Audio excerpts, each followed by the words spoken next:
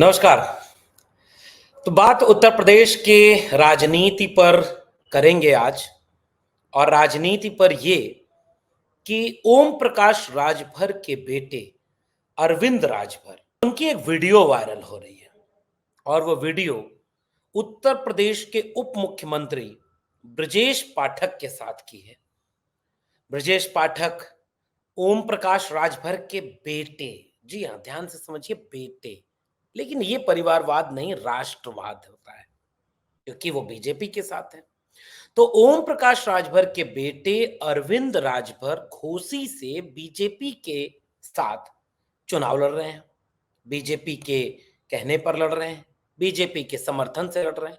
उनका प्रचार करने वहां गए हुए थे ब्रजेश पाठक, जो उत्तर प्रदेश के उप मुख्यमंत्री हैं, बड़े नेता हैं। और वो वहां पर प्रचार में जब अरविंद राजभर के गए तो उन्हें यह पता चला कि अरविंद राजभर को लेकर के उस कार्यकर्ता सम्मेलन में, जो बीजेपी के कार्यकर्ताओं का सम्मेलन हो रहा था, उस सम्मेलन में उनको लेकर के बहुत सारी नाराजगियां हैं। लोग बहुत नाराज हैं, लोग बहुत खफा हैं, उनसे वोट देना नहीं चाहते, उनसे जुड़ नहीं रहे हैं। तो ब्रजेश पाठक ने उस नाराजगी को दूर करने का एक तरीका निकाला। उन्होंने अरविंद राजभर को बुलाया सामने, पहले कहा झुको, गर्दन झुकाओ, माफी मांगो। फिर लगा कि नहीं, इतने से ही माफ नहीं करेंगे, तो थोड़ा मंच ऊपर था, मंच पर चढ़ाया और घुटने पर बैठाया और फिर से कहा माफी मांगो, माफी मांगो, सर झुकाओ और माफी मांगो। यह सामने एक वीडियो बन गई। घुटने पर बैठकर बीजेपी के बड़े नेता, उत्तर प्रदेश के उप मुख्यमंत्री ब्रजेश पाठक ने ओम प्रकाश राजभर से माफी मंगवाई। और माफी मांगने के बाद सामने से नारा गूंजा, बीजेपी का पॉलिटिकल नारा। तो आज इसका विश्लेषण जरा करते हैं कि भारतीय राजनीति में जाति एक ऐसी चीज है जो पूरे समाज की एक ऐसी बीमारी है, बुराई है, जिसने हजारों साल से इस देश के वंचित, शोषित, गरीब, कमजोर, मजलूम तबके को स्थायी तौर पर जातियों में बांट करके उन्हें सत्ता से, अधिकारों से वंचित कर दिया। तो इस देश के इतिहास में हजारों साल से सामाजिक न्याय की लड़ाई लड़ी गई।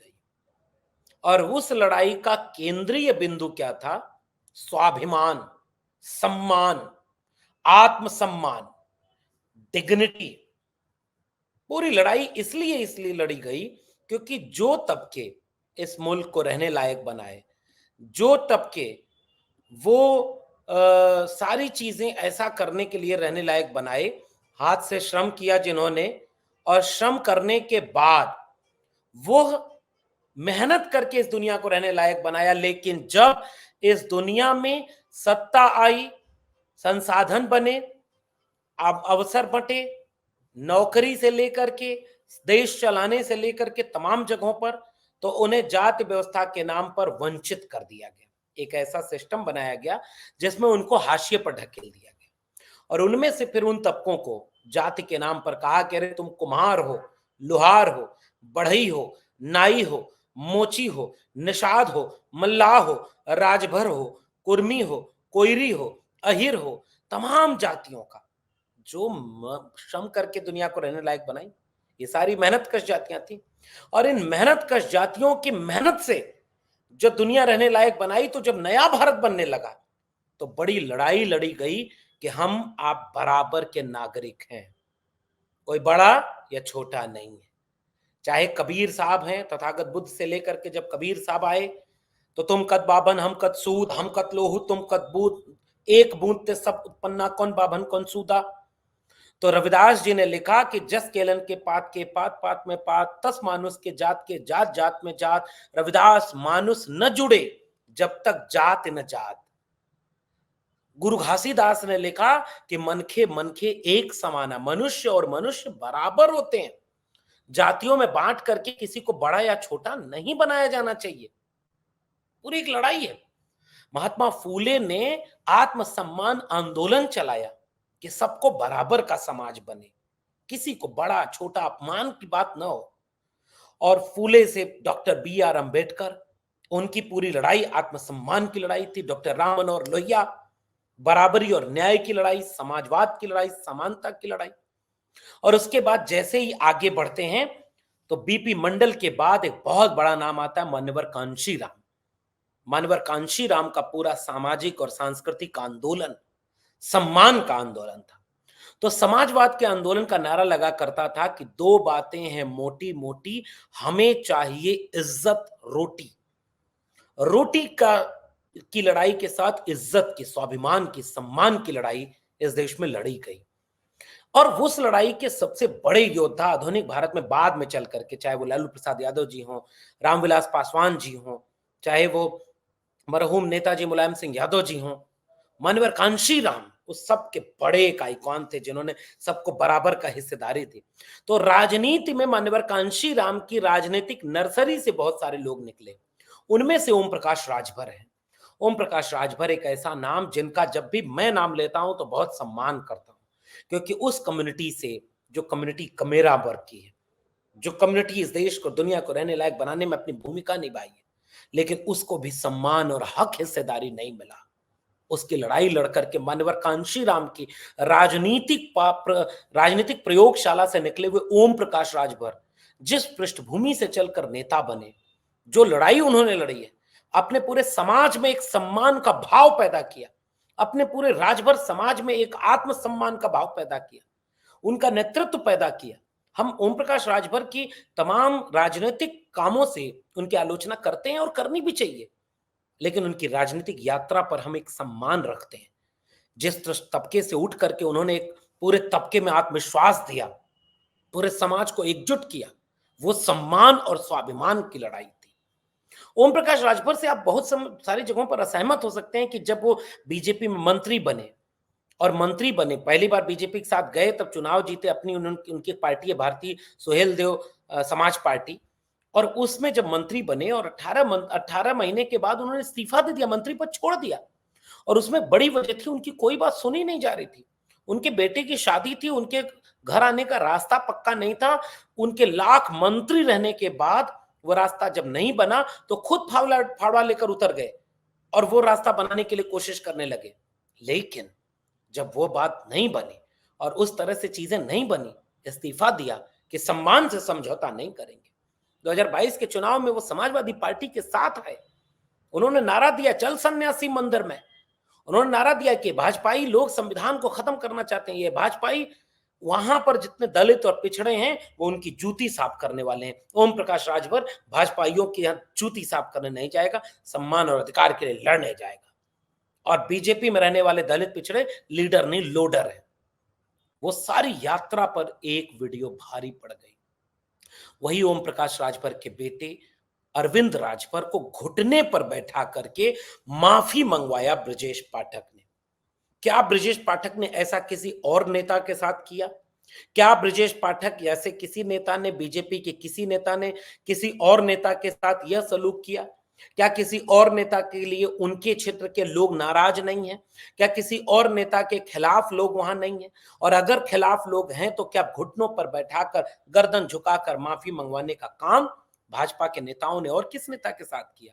इसका जवाब भारतीय जनता पार्टी के नेताओं को देना चाहिए और इस बात का सवाल पूछना चाहिए कम से कम पिछड़े समाज के उन लोगों से जो आज भी भारतीय जनता पार्टी को वोट दे रहे हैं। उन लोगों के सामने जब ये तस्वीर गई होगी तो मैं पूरी उम्मीद करता हूं कि जिस स्वाभिमान, सम्मान और आत्मसम्मान की लड़ाई हजारों साल की चली आ रही है, उस सम्मान की लड़ाई के बाद एक समाज अपने किसी व्यक्ति को, अपने किसी नेता को घुटने पर बैठकर माफी मांगने पर मजबूर किए जाने को कभी माफ नहीं करेगा। ओम प्रकाश राजभर जी भले भूल जाएं कि खुद फावड़ा लेकर के सड़क बनाने गए, मंत्री होते हुए भी कुछ सुना नहीं है। ओम प्रकाश राजभर जी भले भूल जाएं कि समाजवादी पार्टी छोड़ दी उन्होंने और बीजेपी के साथ चले गए तो मंत्री नहीं बनाया गया। ओम प्रकाश राजभर भले भूल जाएं कि मंत्री बनाने के पहले उनके ऊपर एक शर्त लगवा दी गई कि जाओ घोसी का उपचुनाव जीत कर आओ, जहां दारा सिंह चौहान ने समाजवादी पार्टी का विधायक पद छोड़ा है। ये शर्त और कितने नेताओं के साथ लगाई गई।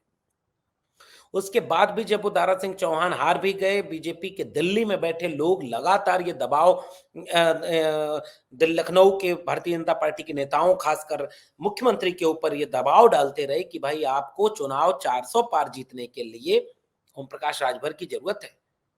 बात हुई होगी ना कि नहीं नहीं ओम प्रकाश राजभर ने बहुत खराब बोला है, गालियां दी हैं, बीजेपी के खिलाफ बहुत खराब बोला है, योगी आदित्यनाथ जी हों या नरेंद्र मोदी जी हों, सबके खिलाफ बहुत बुरा बुरा बोला है।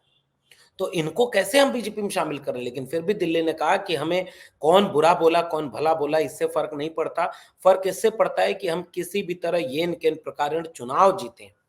और चुनाव जीतने के लिए उन्होंने ये कोशिश की, और चुनाव जीतने के लिए जब उन्होंने ये कोशिश की तो यह कोशिश करने के बाद यह बात सामने आती है कि उतने के बाद भी बीजेपी ज्वाइन किया गया, मंत्री नहीं बनाया गया।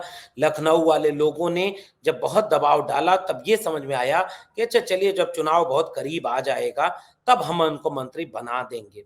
और उनको मंत्री बनाने के साथ यह बात सामने आई कि फाइल नहीं देख पाएंगे, और बिना फाइल देखे उनको मंत्री बनाया गया है।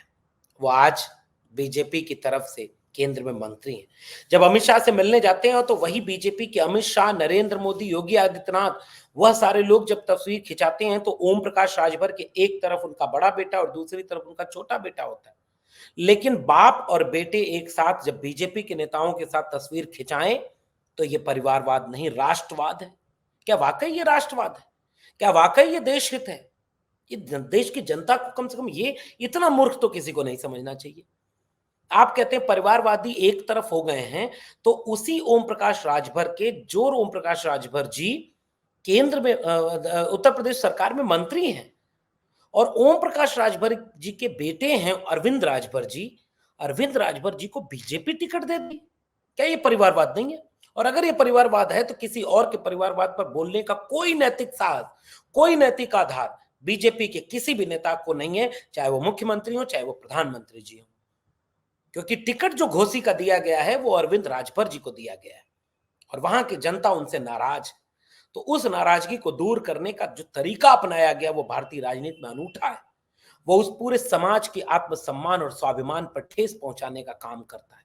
जो समाज मेहनत करके काम करके अपनी मेहनत मजदूरी से जीवन जीता है, जो समाज की पूरी लड़ाई हक हुकूक हिस्सेदारी की है, जिस समाज की पूरी लड़ाई सामाजिक न्याय की है, जिस समाज की पूरी लड़ाई संविधान की है, वही संविधान की बात करने वाला समाज क्या अपने समाज के किसी नौजवान युवा नेता को घुटने पर बैठाया जाए और झुका करके गर्दन झुका करके कहा जाए मांगो माफी मांगो माफी मांगो माफी? मुझे लगता है कि यह माफी मांगने का अंदाज, ये सारी चीजें उस पूरे समाज पर बेहद नागवार गुजरेंगी। अरविंद राजभर जी के साथ ये जो अपमान हुआ, यह अपमान पूरा समाज नहीं भूलेगा। यह अपमान अरविंद राजभर जी का ही नहीं, यह अपमान ओम प्रकाश राजभर जी का है। मैं फिर से कह रहा हूं, ओम प्रकाश राजभर जी जमीन से निकले हुए नेता हैं। ओम प्रकाश राजभर जी शून्य पृष्ठभूमि से पैदा अपने दम पर खड़े हुए नेता हैं। हम उनका सम्मान करते हैं। वो राजनीतिक फैसले भले जो लेते रहे, आज वो संविधान विरोधियों के खेमे में खड़े हैं, आज वो सामाजिक न्याय के विरोध करने वालों के खेमे में खड़े हैं। जो पार्टी के लोग कहते हैं संविधान बदल देंगे, जो पार्टी के लोग कहते हैं आरक्षण खत्म कर देंगे, जो पार्टी के लोग 69,000 शिक्षक भर्ती मामले में न्याय नहीं दिला पाए, जो पार्टी के लोग दलितों पिछड़ों के साथ अन्याय करने में सबसे आगे हैं, जिस पार्टी के लोग गोलवलकर के हेडगेवार की विचारधारा को मानते हैं, जिस पार्टी के लोग धर्म की राजनीति करते हैं, उस पार्टी की गोद में जाकर के बैठ गए ओम प्रकाश राजभर जी। बाकी सब बर्दाश्त कर गए होंगे, लेकिन मेरा भरोसा और यकीन है कि ओम प्रकाश राजभर जी के साथ जब ये दृश्य साझा किया गया होगा कि उनके बेटे अरविंद राजभर को घुटने पर बिठा करके माफी मंगवाई गई, झुका करके, लेट नहीं गए क्योंकि वहां जगह नहीं थी, यह अपमान ओम प्रकाश राजभर जी को चैन से सोने नहीं देगा। यह अपमान अरविंद राजभर जी को चैन से सोने नहीं देगा, और यह अपमान उस पूरे इलाके के दलित, पिछड़े, पीडीए के लोगों को वहां पे कैसे बर्दाश्त होगा। और मुझे उम्मीद है कि इस पूरी बात, इस पूरे दृश्य के साथ, इस पूरे घटना के साथ, इस पूरी बात के साथ जो झटका लगा है इस पूरे समाज के ऊपर, मैं उम्मीद करता हूं कि यह वोट में तब्दील होगा और भारतीय जनता पार्टी को भारी नुकसान पूर्वांचल में होने जा रहा है। आपका क्या मानना है इस पूरे प्रकरण पर नीचे कमेंट बॉक्स में जरूर बताइएगा। फिर मिलेंगे किसी और विशेषण के साथ, तब तक के लिए बहुत बहुत धन्यवाद।